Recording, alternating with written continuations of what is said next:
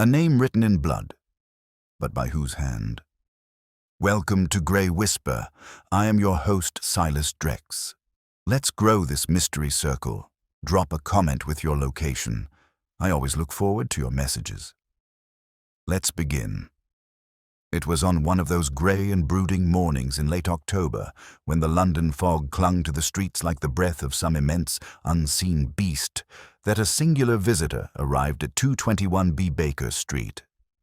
I, Dr. John Watson, was at my desk revising notes from a recent case when I heard the soft but urgent rapping at the door.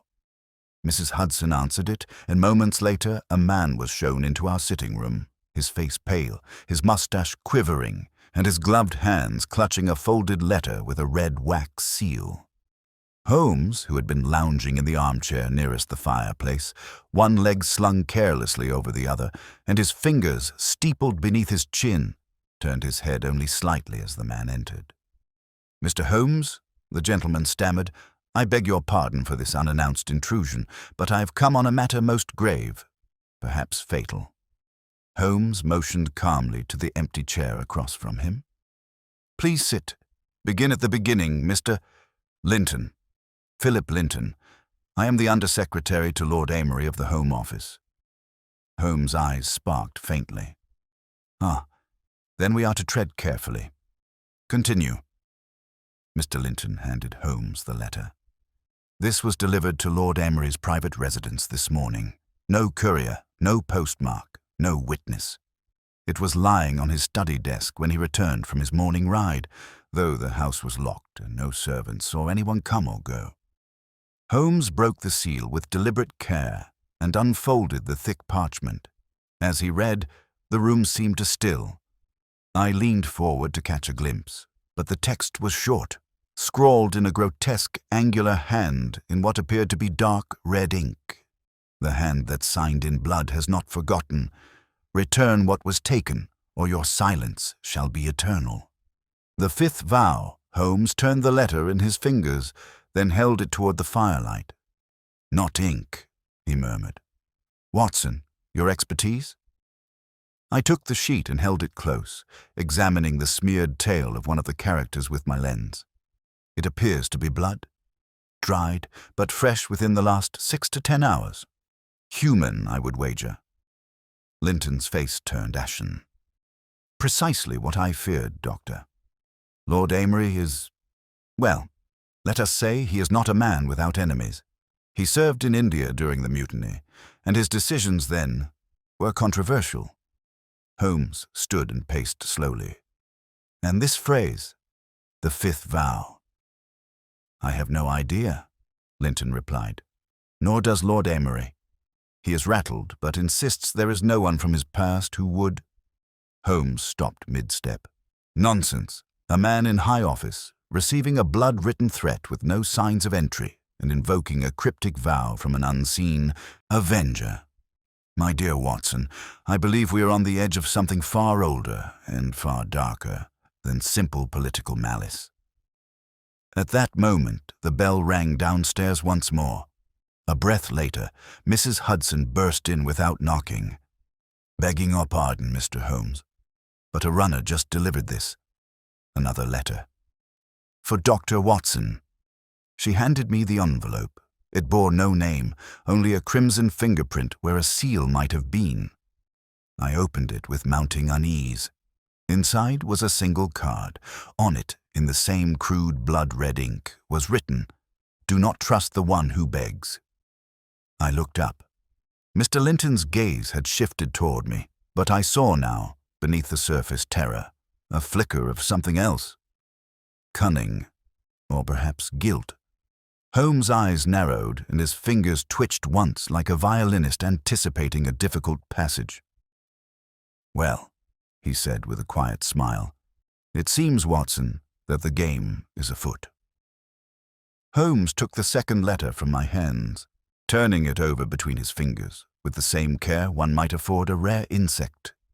Delicate, yet dangerous. His brows pinched ever so slightly as he studied the smudged fingerprint. He said nothing for a moment, and I knew better than to interrupt the hum of deduction that had begun to stir behind those grey eyes. Mr. Linton shifted in his chair, nervously adjusting his cuffs. 2 letters, 2 warnings, both written in blood, Holmes murmured, more to himself than to either of us. Yet one purports to protect, while the other threatens destruction. Curious. Tell me, Mr. Linton, what exactly did you say when you first discovered the note in Lord Emery's study? I told his lordship at once, Linton replied. He was returning from Hyde Park, and I was already at the house, reviewing correspondence in the front drawing-room. When he entered, I noticed he was pale, distracted. He'd clearly seen the letter, though he didn't speak of it until I pressed him. When he handed it to me, he said only, "It's begun again." "Ah," Holmes said softly. "So it has a precedent." Linton hesitated. "Possibly." He wouldn't elaborate. When I offered to summon the authorities, he refused. Said Scotland Yard wouldn't understand. But he did consent to letting me seek you, Mr. Holmes. And Lord Emery now? At his residence, on Portland Place. But he's requested to see no visitors. Holmes's lips curled. All the better. It means we can approach without fanfare. I knew that tone in Holmes's voice. A transformation had already begun. His indolent posture replaced by the poise of purpose. He stepped toward his coat, drew it on in one fluid motion, and plucked his gloves from the hat stand. "Watson, if you would be so kind. Mr. Linton, you will accompany us." Linton blinked. "Now." "Time is a thread," Holmes replied cryptically, "and this one is fraying. We must follow it before it is lost in the fog." The hansom cab rattled through the clotted London streets, and the morning fog had thickened into something near opaque. Even as we approached the elegant facade of 128 Portland Place, the air was so dense that the great columns seemed to rise from smoke rather than pavement.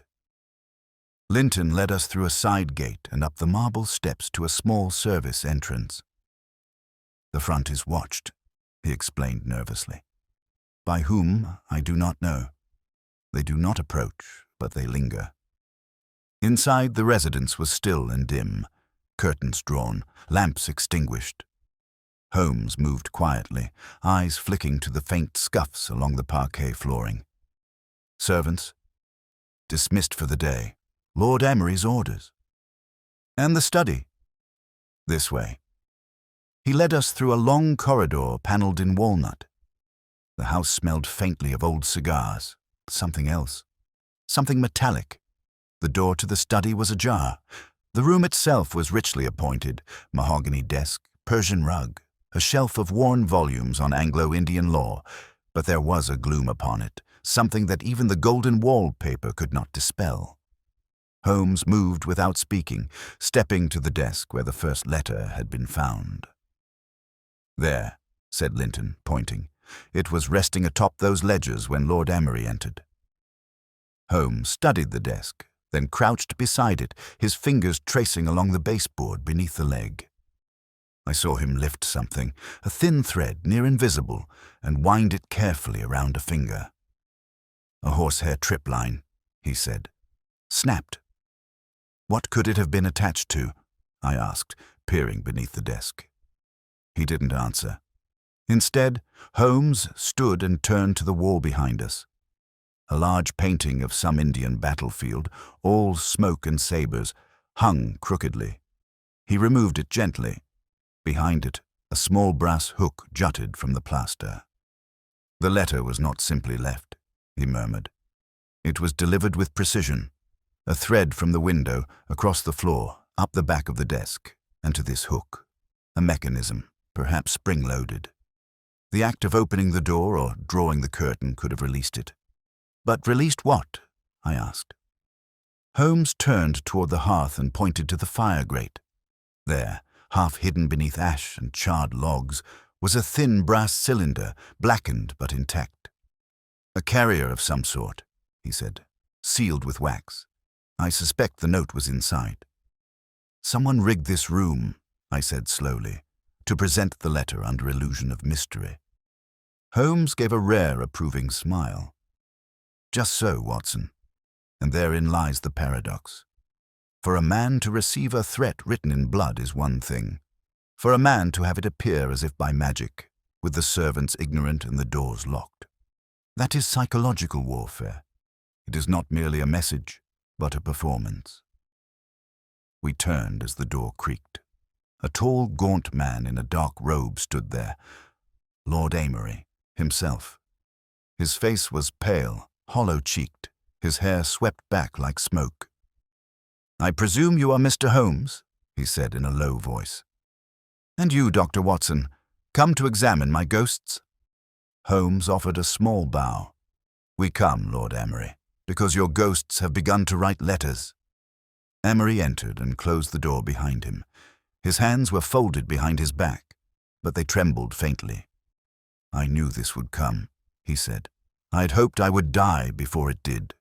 But the past, it is tireless." "Then let us speak of the past," Holmes said. "Tell us, who is the fifth vow?" Amory hesitated. "A name. No, an oath. One made many years ago, in a jungle ravine outside Cawnpore. 5 of us. British officers. Young, foolish. We swore secrecy over something we found, or took, depending on whom you ask." "And the others?" Holmes prompted. "One is dead. Another disappeared. 2 still live, though I've had no word from them in over a decade. I only learned recently that one of them, William Satterthwaite, died last week, under violent circumstances." "Where?" "Calcutta." Holmes's eyes sharpened. "Then this letter, this threat, could be more than psychological warfare. It could be a warning or a countdown." Amory sat, and for a long moment he was silent. Then he looked up, his eyes shadowed. "We unearthed something we were never meant to find. A scroll. Sanskrit, ancient, wrapped in linen and buried with the bones of a priest. We divided the artifacts and swore never to speak of them. But one of us, Satterthwaite, he broke the vow. He sold his share to a collector. That is when the first letter came." Holmes turned to the desk and began examining the ledgers. "What are you looking for?" I asked. "Records," he said, "of communication, telegraphs, personal letters, anything that might suggest who else knew of this fifth vow." Linton spoke, almost reluctantly. "There is something else, Mr. Holmes. A man has been seen near this house the past 3 nights, tall, cloaked, always standing just outside the gaslight's edge. He never speaks, never approaches." Holmes looked up sharply. "And you waited until now to mention this?" I did not think it relevant until the second note appeared." Holmes stepped toward the window and drew back the curtain slowly. The fog had lifted slightly. Across the street, just visible through the thinning mist, a figure stood beneath a lamp-post. He did not move. Holmes's voice was quiet. "Watson, take note of that man. We may soon meet the hand that signed in blood." Holmes's silhouette was motionless at the window, his figure as still as the man outside, the 2 of them suspended across the divide like players awaiting a cue. The stranger did not flinch, did not pace. He simply stood there, one hand folded over the other atop the handle of a dark walking stick, his broad-brimmed hat obscuring his features in shadow. He seemed more statue than man, an unnatural fixture in the thickening dusk. "I shall go to him," I said, already reaching for my coat. Holmes held up a hand. "No, Watson. Observe, don't confront. The man is not here to engage, not yet. He wants to be seen. His message lies in his presence, not his voice." Lord Amory gave a dry chuckle from the hearth. "It's always been like this, you know. Not just the letters or the shadowy watchers. Ever since that night in the ravine. There's been this feeling, a presence, a cold that never truly left." Holmes turned sharply. "Tell me again, precisely, what happened in that ravine." Amory's hands tightened around the armrests of his chair. It was 1871. We were stationed near Cawnpore. 5 of us, Myself, Satterthwaite, Edmund Linley, Colonel Dawes, and a young lieutenant named Gerald Fortescue. The locals whispered about a ruined shrine deep in the jungle, abandoned, cursed, so they said. Naturally, we were curious. Foolish. He paused, his eyes distant. We found it, half buried, choked with roots. At its center, a stone sarcophagus, sealed with iron bindings and carved symbols we did not recognize. Fortescue insisted it was sacred, begged us to leave it undisturbed.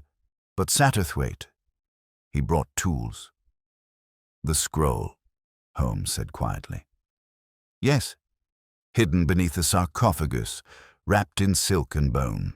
The writing was Sanskrit, though portions were indecipherable. Linley thought it a monastic creed, something to do with binding or silence. But there were diagrams too, maps or possibly rituals. Satterthwaite took the scroll. I took a figurine, an idol of some sort. Dawes and Linley each claimed a relic, though Fortescue took nothing. And the vow? Holmes asked. We were warned. The shrine's custodian appeared that night. An old man with clouded eyes and a staff made of copper. He said we had stolen from the House of the Fifth Tongue and that each of us would face judgment unless we bound ourselves to silence. We laughed at him. Holmes's voice was low. But you made the vow all the same. Mockingly, as a joke. But it lingered. We bled into a bowl, just a nick from each finger, and said we'd never speak of it. The old man vanished before dawn, and we left with what we'd taken. Where is the idol now? In the drawer behind you, Amory whispered. I've kept it hidden for 30 years. Holmes moved to the drawer and opened it. Inside, beneath some folded documents and a dusty pocket watch, sat a small figurine no more than 4 inches high. It was carved from black stone, its surface rough and unpolished, yet somehow glistening. The shape was humanoid but twisted, its limbs elongated, its mouth wide and vertical, as if split like a wound. Holmes did not touch it. He simply stared at it for a long moment, then closed the drawer. The scroll has resurfaced, he said. Amory blinked. What? Someone has it. Now. The man outside is not here to threaten. He's here to remind you of your debt. The 5th vow has not been forgotten. From outside came the faint clip of boots. I turned to the window. The stranger had moved. Not far, just a few paces to the left. But it was enough to change the angle of his stance. Now he faced the house directly, his head tilted up toward the very window through which we observed him. Holmes moved away from the glass, his voice brisk now. We must learn who this man is, and more importantly, who else may be next. You said another man, Colonel Dawes, may still be alive. He was last known to reside in Bath, Amory replied, but I haven't heard from him in over 10 years. And Linley? Vanished, Amory whispered. Soon after India. Went north, I heard. Scotland, perhaps. But no one truly knows. Holmes reached for his satchel and removed a folded sheet of cream-colored notepaper. With a practiced hand, he scribbled 2 brief notes, one to Inspector Lestrade, requesting background on Colonel Dawes and any recent reports of similar letters. The second to his brother Mycroft, asking whether any shipments of antiquities from the Indian subcontinent had recently passed through customs without proper declaration. I shall post these myself, he said. Watson, stay here and keep watch over Lord Amory. If our silent observer decides to make contact, I want you present to record every word. And if he doesn't? I asked. Holmes gave a faint smile. Then we wait. But he will. Shadows grow impatient when the light begins to notice them. With that, Holmes departed down the corridor. I stood for a moment, watching the door swing shut behind him, then turned back to Amory, who had poured himself a small brandy with shaking hands. You believe him, don't you? Amory asked. That this is all connected? That it's not just the ravings of an old man haunted by foolish sins? I believe Holmes, I said. And Holmes believes in cause and effect more than superstition. If there is a mind behind these threats, he will find it. We waited in silence for the better part of an hour. The figure outside remained, shifting occasionally, but never disappearing. At one point, I thought I saw a second shadow beyond the lamplight, fainter, shorter, but when I looked again, it was gone. Then came the knock. Software 3 taps. Not the front door. This came from the rear.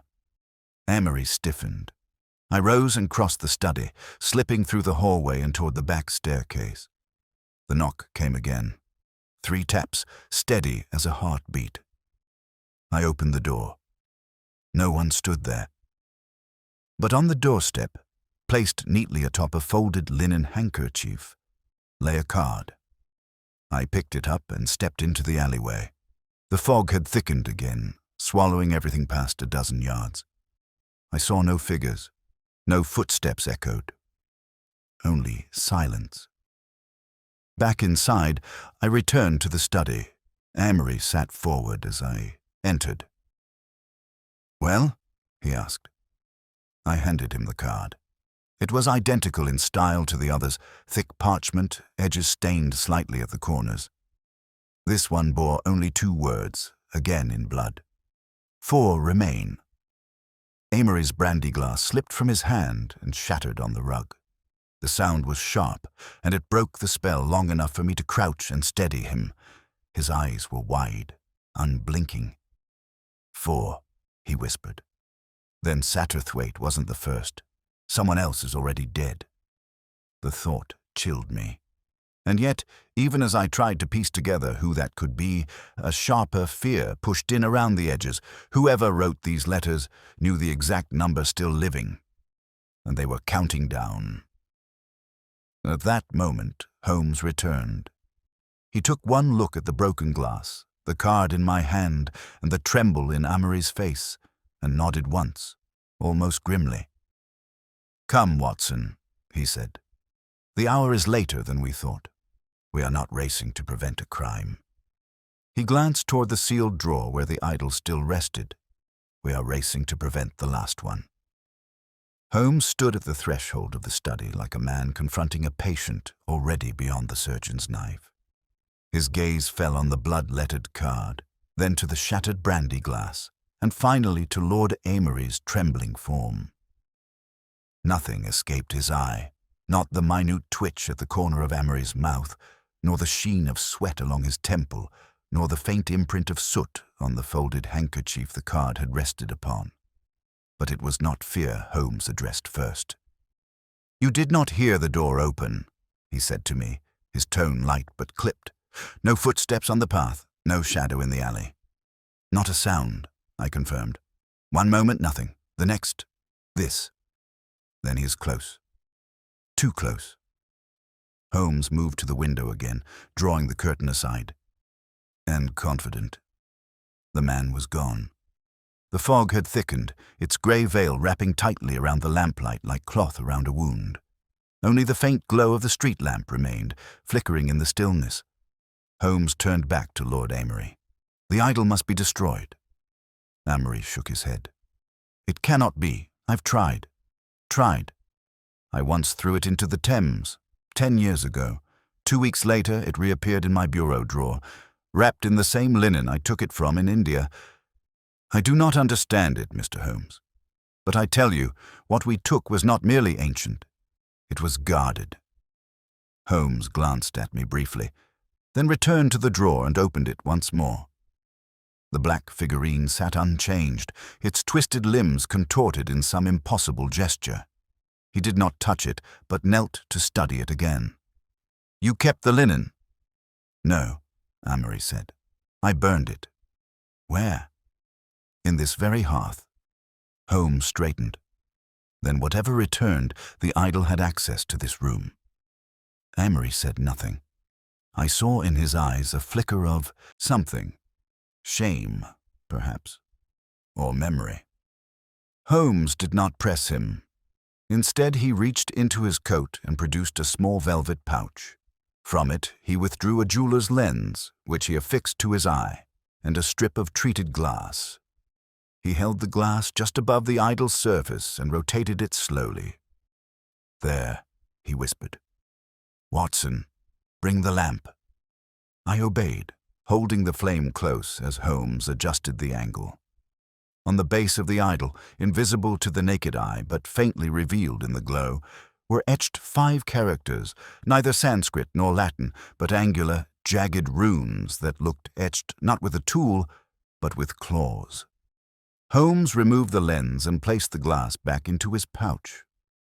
"I've seen these symbols once before," he said quietly, "on a reliquary confiscated by customs at Tilbury. It had come aboard a private steamer from the Andaman Islands. The collector who smuggled it was dead within a month." "From what?" I asked. "From silence," Holmes said. "He stopped speaking, stopped writing, stopped reacting. They found him upright in his study, frozen in place, hands folded as if in prayer." Lord Amory shuddered. "Dear God."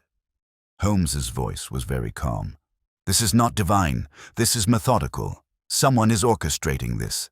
The relic is a tool, a trigger, and the killer, whoever he is, knows exactly what fears to awaken in each of you." There was a pause.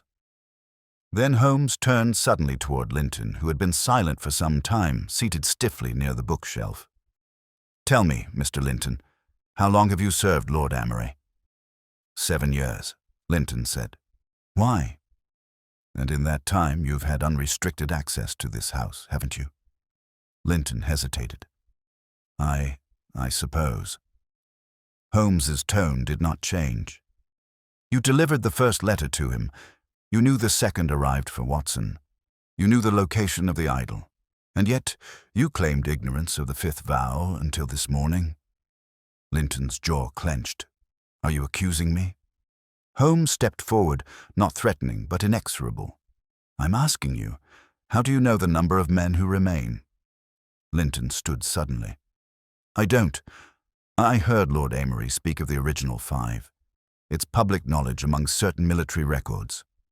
Holmes said nothing, simply watching him. Linton's hands fidgeted. "I've done nothing wrong." "I never said you had," Holmes murmured. "But you've hidden something, and time is no longer our ally." A knock interrupted us. This time, the front door. Holmes turned. "Watson, accompany me. Bring your revolver." We moved quickly through the hall. As we reached the entryway, the knock came again. 4 slow raps, deliberate and spaced. Holmes paused, listening intently, then opened the door wide. Standing on the stoop was a young constable, soaked with fog and pale from the cold. "Beg pardon, sirs. Urgent telegram for Mr. Sherlock Holmes. Sent from Scotland Yard." Holmes took the envelope and tore it open. His eyes scanned the message rapidly. "Dawes," he muttered. "Found dead in his home this morning. Bath constables report it as natural causes. Heart failure, but Lestrade is skeptical. No signs of struggle, but—" He handed me the paper. There, in a clerk's tight hand, were the final lines. "Curious mark on inner wrist, resembles brand, blackened and circular. Room locked from inside, no sign of forced entry." Holmes looked back toward the fog. "That makes 2. I felt the weight of it then, the method, the pacing. This was no random pattern, it was ritual. Satterthwaite in Calcutta, now Dawes in Bath. 3 of the 5 remained, and a card had been delivered to Amory that said 4 remain, meaning someone else must have died before Satterthwaite, unreported or unnoticed. "Who else knew of the vow?" Holmes asked as we re-entered the study. Amory's face was pale. "No one beyond us, not even our families." Holmes paced. "The man outside may be the hand that delivers the letters, but he is not the origin. Someone orchestrates this from a distance, a mastermind who understands your guilt, your weakness, your patterns." Linton stepped forward. "Then what do we do? Wait for the next death?" Holmes stopped. We go to the heart of it." He turned to Lord Amory. "You said the scroll was taken by Satterthwaite. Do you know where he sold it?" Amory shook his head. He only boasted that it was far beyond British hands. He said it would be worshipped again. Holmes's eyes narrowed. "That's not a metaphor. If it was sold abroad, it may have passed into the hands of someone who understood its power, or thought they did." He turned to me. "We must locate Linley. He may already be dead, or he may be the next Mark." "How?" Holmes moved to the mantel and took down the copy of the Times that Amory had discarded there earlier. "If Linley went north, he would have left some trail, an estate, a title, perhaps a court mention. He was a man of means, was he not?" "His family owned land in Inverness-shire," Amory said, "a hunting lodge on the banks of Loch Alsh." Holmes snapped the paper open. "Then we begin there." He reached into his coat and withdrew a railway timetable. "Watson, gather your things. We take the 10:15 express to Edinburgh. From there, north." "And what of Amory?" "He must remain here, and under guard." Holmes looked to Linton, whose colour had returned, but whose eyes still carried unease.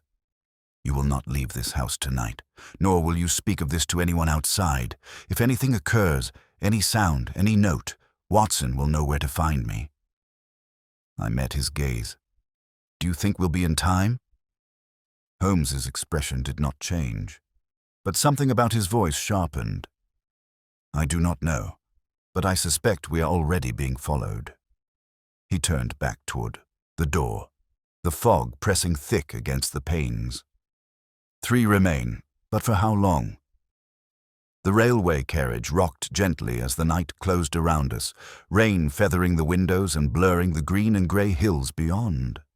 Holmes sat opposite me, unmoving, his eyes fixed not on the damp landscape rushing past, but on some inner space, cold, analytical, and entirely his own. The scroll, the idol, the vow, all of it coiled tighter now, drawing us toward the one man who might either unravel the mystery or fall as its next victim. He had barely spoken since we departed Edinburgh 2 hours earlier, save to confirm the route, the Highland branch line to Loch Alsh. According to Lord Amory, Linley's family lodge sat 3 miles east of the village, near the craggy banks of the loch, hidden among pine groves and heather-strewn slopes. The last time anyone had seen Edmund Linley in public was in 1891, when he was fined for disorderly conduct in Inverness. Since then, he had vanished into the mists like a ghost, leaving only whispers in the parish rolls. Holmes broke the silence with a question that struck like a flint. "Have you ever considered," he said without lifting his gaze, "that this killer may not intend to stop at 5? I looked up from my notebook. "What do you mean?" "The vow," he said. The sacred silence. 5 made it, yes, but only 1 violated it. That man is dead, and yet the killer continues. "Retribution," I offered. "For complicity, the others broke the vow merely by surviving it." Holmes nodded faintly. "Perhaps. But consider this. What if the vow was not simply about silence? What if it was about possession?" "You mean the objects they took?" "Yes. Artifacts that were never meant to be disturbed. What if the blood vow was not to protect men from speaking, but to protect the objects from being scattered?" I frowned. "Then each death is not punishment," Holmes finished. "It's reclamation." The train slowed with a hiss and a rattle as the village station emerged from the gloom. A single oil lantern swayed on its post beside the platform. No porters, no other passengers. Just the wind howling across the moors and the pale gleam of the station-master's waistcoat as he waited in the mist. We stepped off into the damp cold, our boots sinking into gravel softened by days of rain. Holmes offered a brief nod to the station-master, who regarded us with that measured curiosity unique to Highland men, neither intrusive nor indifferent. "Evening," the man said. "You'll be from London, I take it." "We are," Holmes replied. "We seek the residence of Mr. Edmund Linley." The man hesitated, then pointed north, past the ridgeline where the trees pressed close. The old hunting lodge? Aye, it's there still. But I wouldn't call it a residence. He hasn't been seen in the village in 2 winters or more. Has anyone gone up to check on him? No one dares. That place... He paused. There's a sound at night, like stones grinding, and the animals won't go near it. The mail is left at the path gate. If it disappears by morning, well, that's enough for us. Holmes thanked him, and we set off. The path curved through a gorse-choked rise and into a forest of ancient pines. The trees grew denser, their trunks black in the fog, and the silence around us was near complete. No birdsong, no rustling creatures, only the sound of our boots and the whisper of branches overhead. After nearly an hour's walk, the trees thinned and we reached a rusted iron gate twisted from its hinges. Beyond it, half hidden in the shadow of the hill, stood the lodge. It was not as I had imagined. No cozy timber frame or cheerful hearth. This was a cold structure of black stone, low and wide, with narrow windows and moss climbing like ivy along its walls. A single chimney curled faint smoke into the sky. Holmes stepped forward and knocked firmly. Once. There was no response. He knocked again. From within, we heard movement, a dragging sound as of something heavy being pulled across a wooden floor. Then silence. Holmes's hand went to the door handle, but he paused, glancing at me. I nodded, drawing my revolver. He turned the knob. The door creaked open with surprising ease. The interior was dark, save for the weak light of a hearth in the far room, and the air smelled of damp stone and something else, bitter and faintly acrid, like old parchment. "Linley," Holmes called. No answer. We moved through the entry hall, our footsteps echoing. The house was filled with dust and decay, books warped on their shelves, paintings streaked with moisture, a thick film of grime upon every surface. And yet, nothing had been disturbed. No sign of violence, no broken glass, no scattered furniture. Then we found him in the back room, seated upright in a worn leather chair before a cold hearth. Edmund Linley stared blindly at the far wall. His skin was pale as paper. His eyes, wide and unblinking, seemed frozen in a moment of profound revelation or horror. Holmes approached first, examining the man without touching him. "He's dead," he said flatly. "No sign of trauma. No wound, no bleeding." "Another natural death," I said, but I knew better even before I asked. Holmes gestured to the man's right hand. It clutched a crumpled piece of parchment, clotted with dried blood. Gently, he pried it free. It bore only one line. 3 were warned. 2 remain. He turned the paper over. On the back, in smaller print, written in ink, not blood, was a second message, different in tone. I returned what was mine. The silence came anyway. Holmes was quiet for a moment. Then he moved to the side table, where a small crate sat half open. Inside lay a scroll, yellowed with age, its edges cracked. The wax seal was broken. The parchment was covered in ink that glimmered faintly under the lantern's light, and in its center, drawn in concentric spirals, were the same jagged runes from the idol's base. "I believe this," Holmes said, "is the scroll." "Then Linley tried to give it back?" I asked, or was told to, and when he did, the killer silenced him anyway. Holmes folded the scroll carefully into his coat. "This is no longer about the vow. The killer wants more than silence now. He wants isolation. He wants fear, and he's winning." I looked at Linley's body again, and for the first time in all our cases together, I felt something that went deeper than dread. Hopelessness. 2 remain, I whispered. Holmes nodded. "Amory, and someone else." We stood in the silence for a long moment before he added, "And I begin to suspect it may be me." Holmes's words hung in the air like frost. I stared at him, unable for a moment to comprehend the full implication. You, I said finally, my voice a whisper. He didn't look at me. Instead, he studied the dead man in the chair, the frozen eyes, the fingers clenched as if in defiance. The message said 2 remain. If Linley's death is counted as the 4th, that leaves Amory and someone else. But if the true motive behind these killings is not the oath itself, but the possession and disturbance of what was taken, then the killer's logic might not stop with the 5 who made the vow. I stepped closer to the hearth. Holmes, you never took anything from that shrine. You weren't even there. No, he said softly. But I now possess the scroll. The realization chilled me. He turned from the body and crossed to the table where the cracked scroll had been laid open. Whoever orchestrates this has followed each of the relics to their bearers. Satterthwaite's scroll, Dawes's relic, Linley's, even Amory's idol. Now that the scroll is in my care, the pattern may see me as the next link. Then we leave it here, I said, moving to take the parchment and return it to the crate. We return it, bury it, burn it.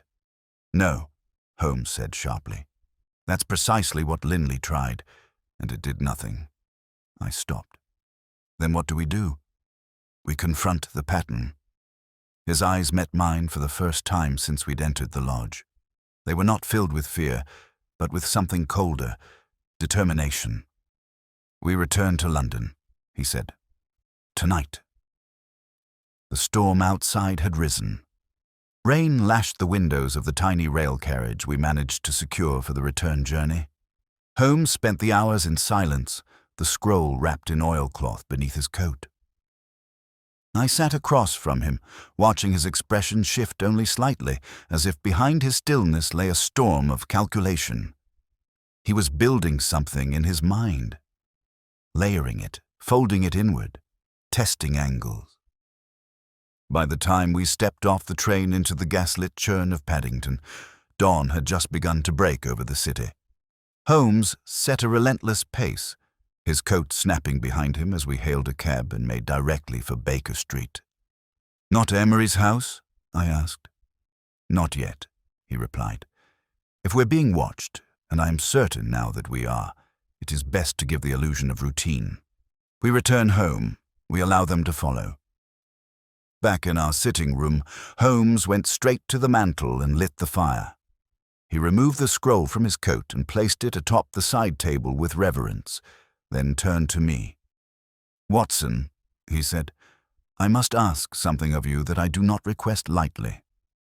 Anything, I replied.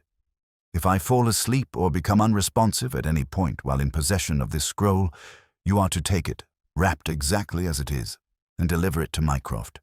No questions, no delays. My stomach turned. You believe the same fate awaits you? I believe something is being triggered by proximity, he said. Linley read the scroll, so did Satterthwaite. Amory handled the idol, but He broke off. I realized, for the first time in all the years I'd known him, Holmes was uncertain, not of the facts, but of his own limits. I will not leave you, I said firmly. He gave a faint smile and said nothing more. That afternoon passed with oppressive quiet. Holmes did not sleep, nor did he pace. He sat in his chair, fingers steepled, eyes closed but moving beneath the lids as though watching something projected behind his own thoughts. Outside, the fog had crept back into the streets, thickening by the hour. At one point, I rose to draw the curtain and paused. There, across the road, stood the same tall man in the wide-brimmed hat. He was still, unmoving, watching. Holmes opened his eyes. He's there again, I said quietly. I know, he replied. Let him be. Holmes, if he means to act. He won't, Holmes said. Not yet. He's waiting for something. He's the courier, not the executioner. The real mind is elsewhere. We stayed indoors as evening deepened. The fire crackled. The lamps flickered, and still the figure remained across the road, visible only between the shifting veils of fog. It was just after midnight when the knock came. 3 sharp taps, not at the front door, but at the window. I turned at once. The man was gone from the street. Holmes rose without a word, crossed the room, and opened the curtain. There, pressed flat against the outside of the window, was another card. It was affixed with a single smear of blood. No seal, no envelope, just a plain, thick sheet with one line. "One remains." My chest tightened. I turned to Holmes. "Amory," he nodded. "Too late. No message from Lestrade? I suspect we shall not need one." He moved to the fireplace, staring down into the flames. The card still clung to the glass like a final notice. The clock ticked loudly, and then I saw it, on the inside of Holmes's right wrist, a faint, round bruise, charcoal grey, just beginning to form. I stepped forward and caught his hand. He looked down, then back at me. "We leave now," I said. "We go to Amory's. At once." Holmes did not resist. The ride to Portland Place was the longest of my life. Holmes said nothing. I watched the mark on his wrist grow darker with every passing block. When we arrived, the house was dark. I pounded on the door. No response. Holmes found the spare key beneath the planter, just as Amory had shown him before. We let ourselves in. The interior was cold, silent. We moved through the house quickly, room by room. No overturned furniture, no broken glass, no sign of struggle. And then we reached the study. Amory sat slumped at his desk, his face turned to the side, eyes closed. Holmes moved quickly, checked his pulse. Nothing. He opened the man's collar, checked for wounds. None. And yet, on Amory's wrist, the same mark, circular, black, burned into the flesh like a brand. Next to him, resting neatly atop a book of parliamentary notes, was the final card. "It is finished." I looked at Holmes. "If he's the last, then the pattern is complete. You're not one of them. You never were." Holmes didn't speak. Instead, he reached slowly into his coat and withdrew the scroll. He placed it gently beside the card. Then he turned to me, and for the first time I saw him falter, not in mind, but in breath. A shiver passed through him, and he swayed slightly on his feet. "Holmes," he steadied himself. "We break the pattern here," he said. "Now." He picked up the scroll, strode to the hearth, and without hesitation, cast it into the fire. The parchment blackened, curled, and ignited in a flare of blue and green flame. The room filled with an acrid, ancient scent, dust and copper and something faintly herbal. We watched in silence until the scroll was ash. Then, and only then, Holmes turned to me. "It is not finished," he said, "but it has begun to end."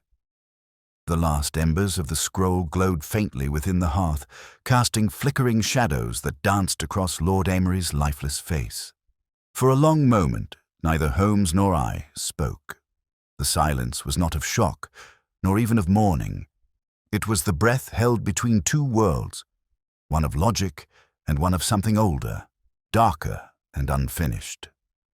Holmes stepped back from the fire, brushing soot from his fingers, his expression unreadable. The flickering warmth of the flame painted hollows beneath his eyes, and though he stood upright, I could see the tremor still in his wrist, the place where the dark mark had appeared, and now, strangely, seemed to be fading. I moved toward Amory, gently closing the man's eyes, and laid his hand flat upon the desk. There was no struggle, no sign of violence, and no sign that he had even risen from the chair after we left for the Highlands. Whatever came for him had done so silently, as with the others. Holmes broke the stillness. "It is over for them," he said, "but not for us." He moved to the bookshelf where Amory had kept his legal documents. The final message said, "It is finished." A declaration. A signature, even. But whose? The figure in the fog, the one delivering these messages. He is a function, a messenger. The intent lies elsewhere. I watched as Holmes pulled several ledgers from the shelf, scanning them rapidly before setting them aside. His movements were sharp, impatient, but never careless. "I need to know," he murmured, more to himself than to me, "how the scroll returned to Linley. It was taken from India, passed to Satterthwaite, sold abroad, and yet it came back. Not to a museum, not to a collector, but to the very man who swore never to speak of it. That is not coincidence." I stepped toward the hearth, noting that even the faint green smoke had vanished. "What are you suggesting?" "That someone, something, is curating this sequence." Holmes turned sharply. "Every death, every letter, every brand on the wrist, it follows a rhythm, a ritual, a completion of some symbolic logic we've yet to decode." I recalled what Amory had said. We bled into a bowl and said we'd never speak of it. A childish oath, perhaps, but bound in fear and blood and stolen relics. I began to wonder whether the power in the vow came not from the words, but from the belief. And if belief could bind, then perhaps it could also summon. Holmes finally pulled a thin folder from the shelf, one marked India, Private Correspondence. He opened it on the desk beside Amory's still form. Inside were only 3 items. A letter, undated, but in a hand that Holmes instantly recognized as Linley's. A sketch of the shrine, rough but with haunting precision, and a single photograph, sepia-toned and grainy, of the 5 men standing shoulder to shoulder in military uniform, all impossibly young, the jungle coiled behind them like a beast waiting to strike. Holmes laid the letter flat. "It watches from the stones. Even now, I hear it when I sleep. I returned the scroll, but it was not the scroll that cursed us. It was the act. We unsealed something. We broke a silence that was not meant for our voices. I fear it will follow the object, yes, but more so the one who understands it. That is you, Holmes. It will come for you not because of what you've taken, but because you've begun to understand why we were punished." Beneath the letter, Holmes found one more sheet, a map, sketched hastily and marked in red ink. The central point was circled, a location deep within the Bengal jungle. The shrine. Holmes's eyes lingered on the note. "Even from isolation," he said softly, "Linley saw the pattern. He knew it would come for him. He knew it would come for me." He folded the map and tucked it into his coat. "Then we destroy it at the root," I said. He nodded. "Yes, but not with fire or steel. With comprehension." "Then where do we begin?" Holmes turned toward the fireplace once more, his voice level. By returning to where the silence was first broken, I felt a ripple of unease. "India?" "No," Holmes said. "That may come later. First, we find the man who walks in fog." I looked to the window instinctively. The street was empty now. No silhouette, no hat, no figure beneath the lamplight. "You think he'll return?" Holmes gave a slight, grim smile. He never left. We spent the next day preparing. Holmes sent word to Mycroft, requesting research on 2 fronts. The 5th tongue, whatever origin the term might hold, and reports of similar artifacts smuggled from India since the rebellion. I contacted Lestrade, who informed me that Amory's death would be recorded as natural, like the others. The Yard had no means, nor appetite, for considering an invisible killer, let alone one that branded without touch. By the 3rd day, the mark on Holmes's wrist had vanished entirely, and the fog returned. We rose before dawn, stepping into Baker Street as it choked once more on that unnatural stillness. Holmes walked slowly this time, coat buttoned tight, hands gloved. I followed beside him, scanning every corner, every stoop, every alley mouth. At the corner near Cavendish Square, Holmes stopped. He turned his head slightly as though listening. Then he stepped into the fog, down a narrow lane flanked by soot-darkened brick. There, standing between two iron lamp-posts like a shadow made flesh, was the man. Tall, straight-backed, the same wide-brimmed hat, the same silence. Holmes didn't speak. He stopped 10 paces away. The man did not move. Holmes reached into his coat, not for a weapon, but for the final card retrieved from Amory's desk. He held it out. The man extended one hand. A gloved one, black leather. The card passed between them. Then, without word or signal, the man withdrew another slip of parchment from his coat and offered it to Holmes. Holmes accepted it. The man turned, stepped once into the alley behind him, and vanished. We waited, but he did not return. Back in the study, Holmes laid the slip beneath the lamplight. This one bore no threats, no declarations, only a symbol, a circle broken by 5 radiating lines, like a sun scratched through glass. Beneath it, a phrase, "The seal is not broken by hands, only by eyes." Holmes tapped the parchment once. "This confirms it." "Confirms what?" I asked. "That this was never about revenge. It was about containment."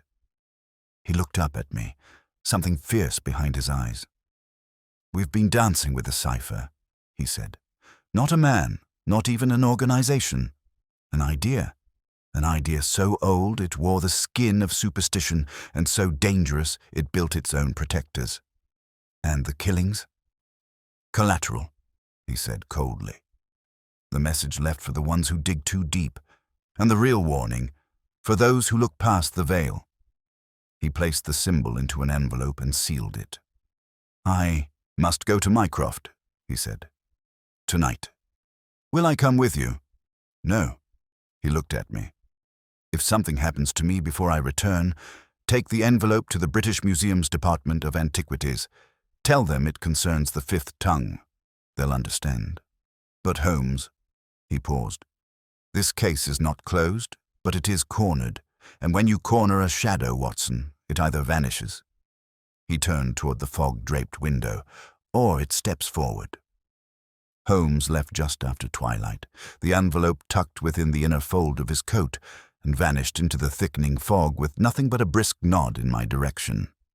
I stood at the window, long after the door had closed, watching the gas lamps flicker across the street, straining for any sign of movement. The courier did not return, nor did the man with the hat. Only the city breathed beyond the glass. Damp, mute, indifferent.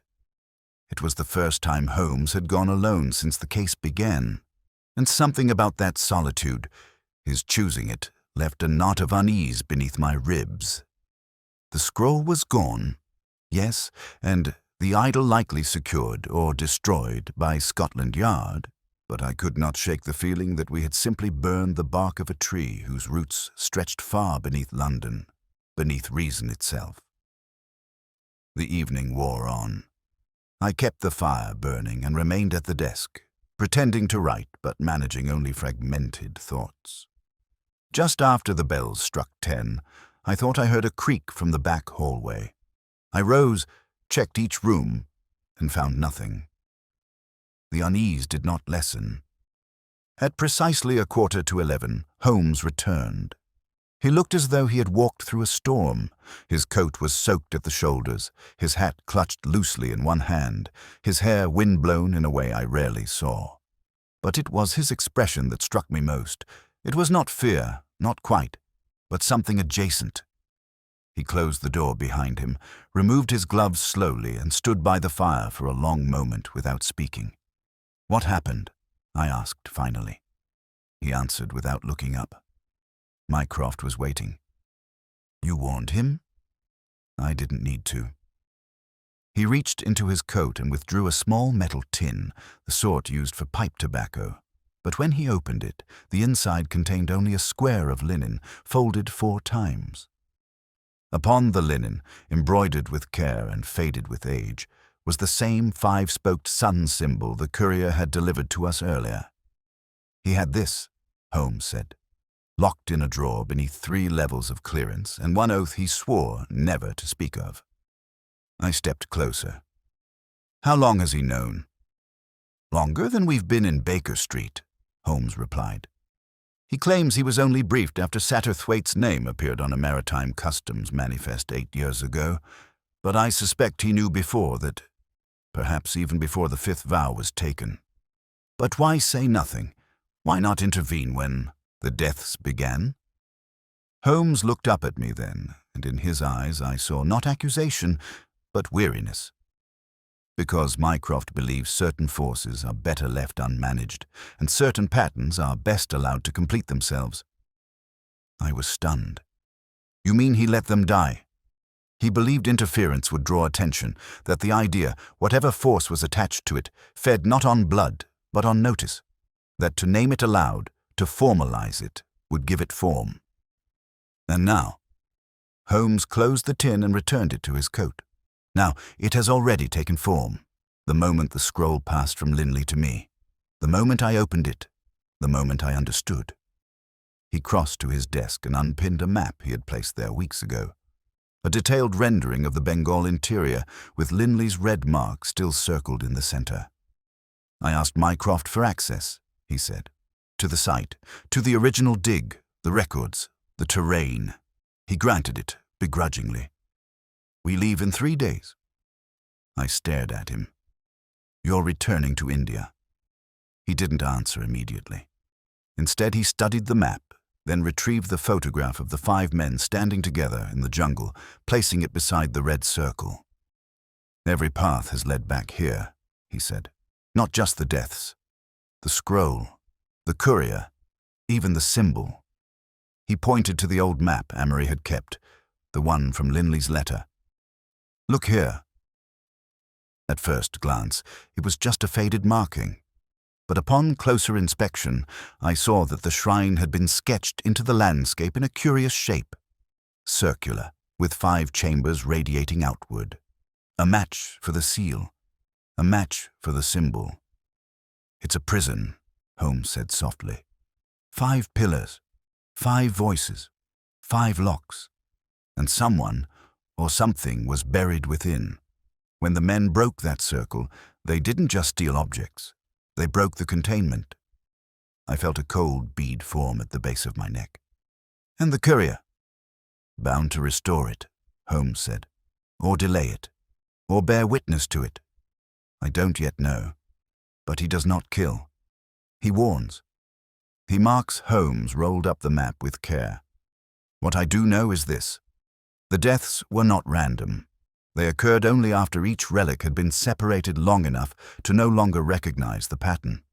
It took decades, yes, but the circle fractured, the balance undone. And by retrieving the scroll, by bringing the final relic together, I closed the loop, Holmes said, and in doing so, drew its attention. He walked to the window and opened it slightly. Outside, the street was empty. Then suddenly, he froze. I crossed behind him. There, beneath the lamplight, stood the courier. No movement, no approach. Just the figure, arms folded, facing the flat. Holmes sighed. He's waiting, I said. Yes. For what? For us to go. Holmes closed the window. 3 days. Passage is arranged. Mycroft's man will meet us at Tilbury. I said nothing for a while. Holmes sat again, his posture taut, the fire casting shadows beneath his cheekbones. We may not find anything, I said quietly. We will, Holmes replied, because this is not a mystery, Watson.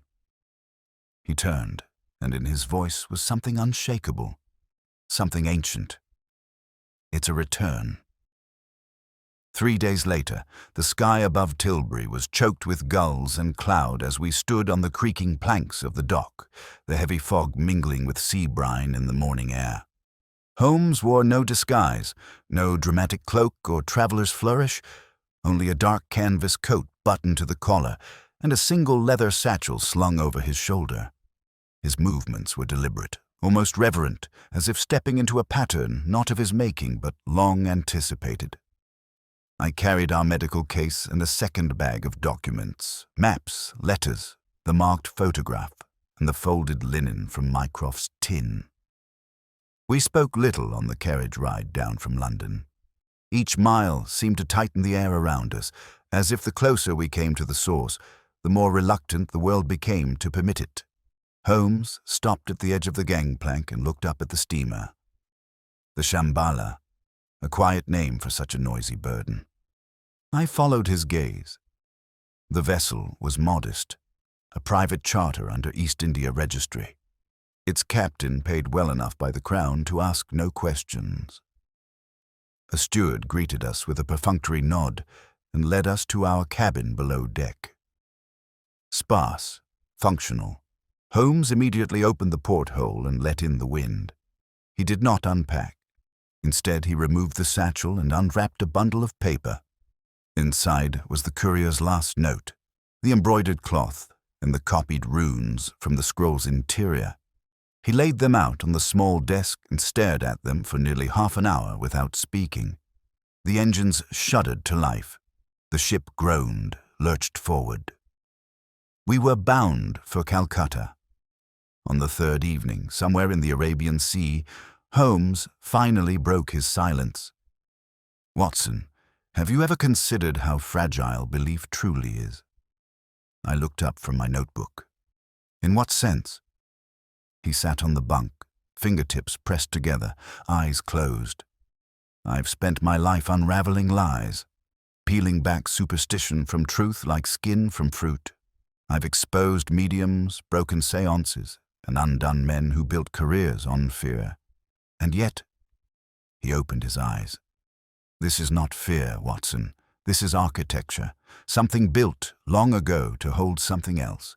And we, the vow breakers, the questioners, the wanderers, we chipped away the mortar one piece at a time."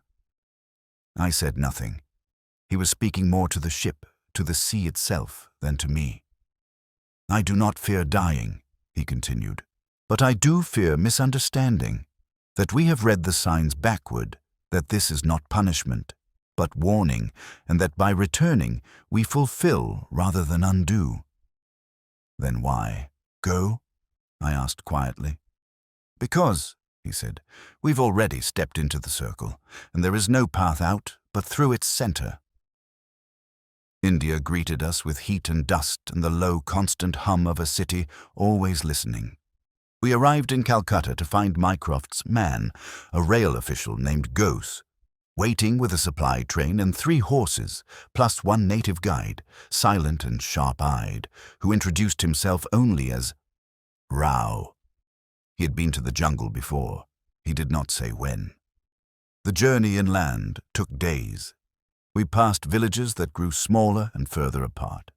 The road dissolved into cracked stone, then into dry mud, then into roots and vines that clung to the ankles and wrists like hands, pleading us to turn back. At night, we camped in silence, Holmes sitting upright by the fire, never fully asleep, eyes fixed on the dark. It was on the 4th day that we reached the edge. The trees parted, and the jungle seemed to breathe. There, half swallowed by vines and the red earth, stood the shrine. Even in ruin it imposed. 5 walls, sunken and cracked, radiating from a central dome. The carvings were eroded, but some still held their shape.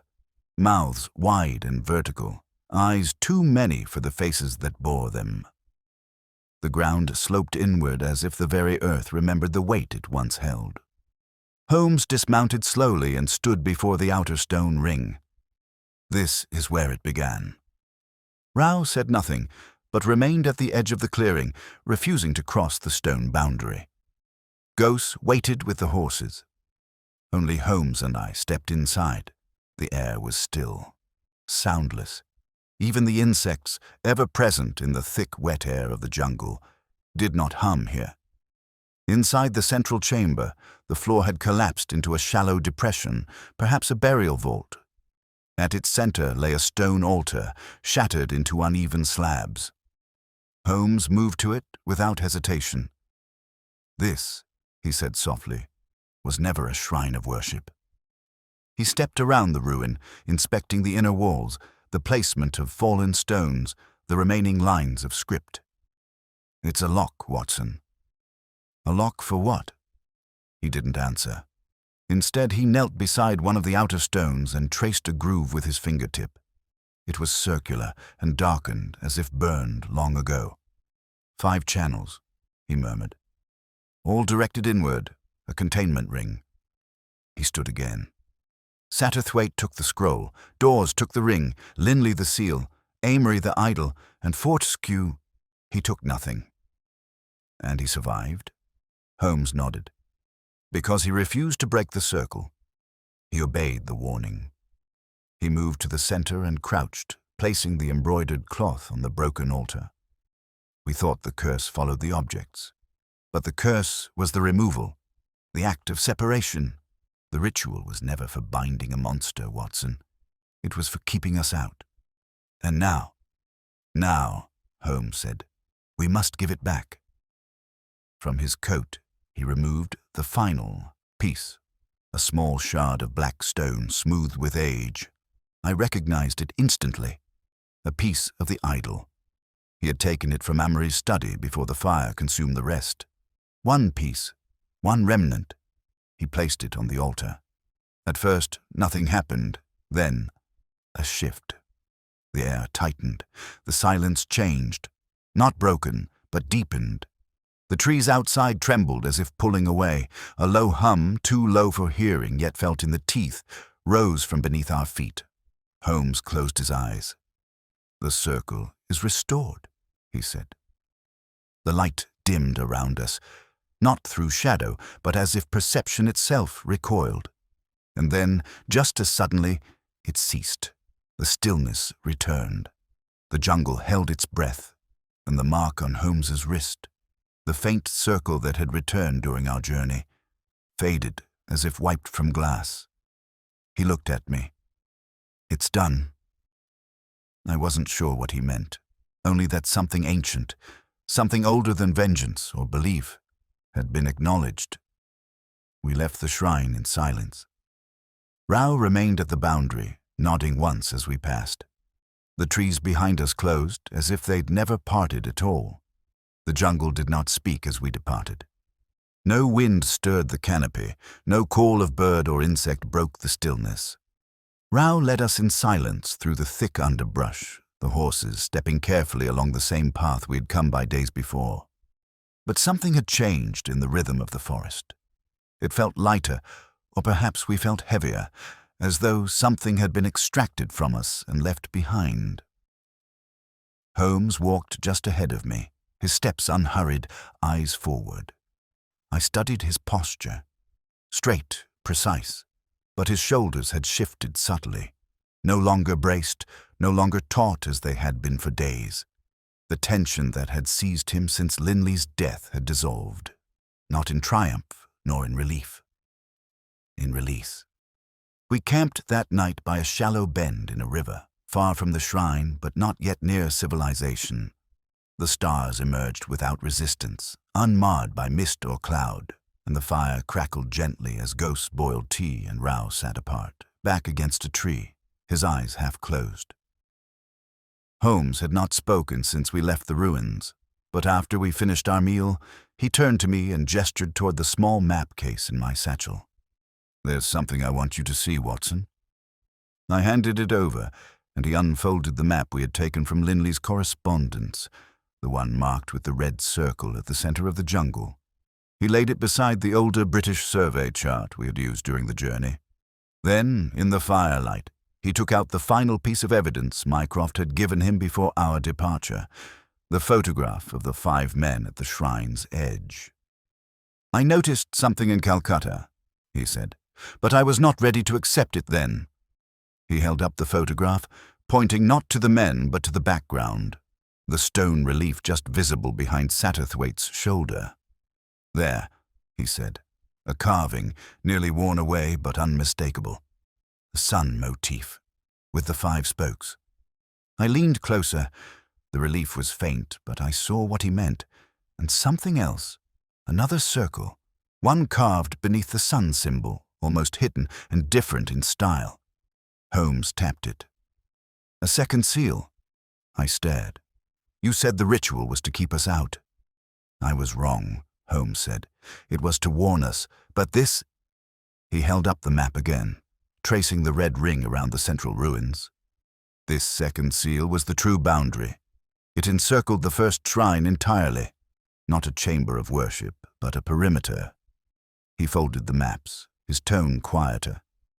We stepped inside something old, something designed not to destroy trespassers, but to suppress curiosity. The idol, the scroll, the fragments, they were not mere relics. They were instructions. Each man who carried one brought part of the story away. That scattering was the mistake. And by returning the final piece, we didn't solve a mystery, Holmes said. We closed a circuit. The fire cracked. Rao, without opening his eyes, spoke for the first time that night. You've put it back. Holmes didn't flinch. Yes. Rao nodded slowly. Then it will sleep again. You knew, I said. You knew all along. I know stories, Rao replied.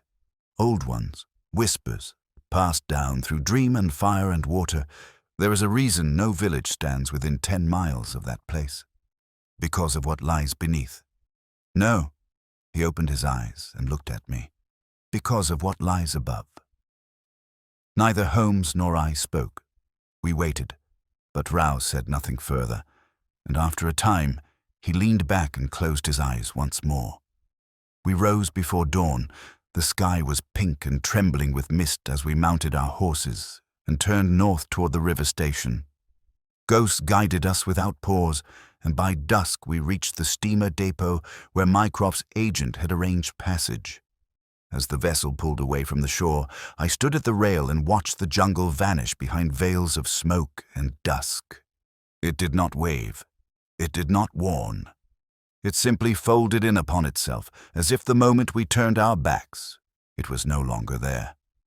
Holmes did not speak during the return voyage. Nor did he sleep. He spent long hours on the upper deck, alone, unmoving. When I asked once what he was thinking, he answered without turning, "Not thought, Watson. Memory." When we arrived in London, the fog greeted us like an old habit. The city moved with its usual indifference, carts and trams, boots on cobblestones, the faint thrum of industry in the veins of its streets. And yet to me, something had shifted. Not in the city, but in us. Holmes returned to Baker Street as if nothing had changed. He hung his coat, opened the window, lit the fire. He made no dramatic announcements, filed no report. The newspaper clippings pinned to his wall remained undisturbed. Only the photograph of the 5 soldiers had been added, now pinned at the edge, next to a faded note bearing one word, "Rejoined." In the weeks that followed, no further letters arrived, no blood-written cards. The man in the wide-brimmed hat did not return. Holmes resumed his usual cases. An absconded banker in Wapping, a forged will in Kensington, the disappearance of a governess in Bloomsbury. But there was something different in him now. He worked with the same intensity, the same brilliance, but it was no longer pointed outward, toward the thrill of unraveling others.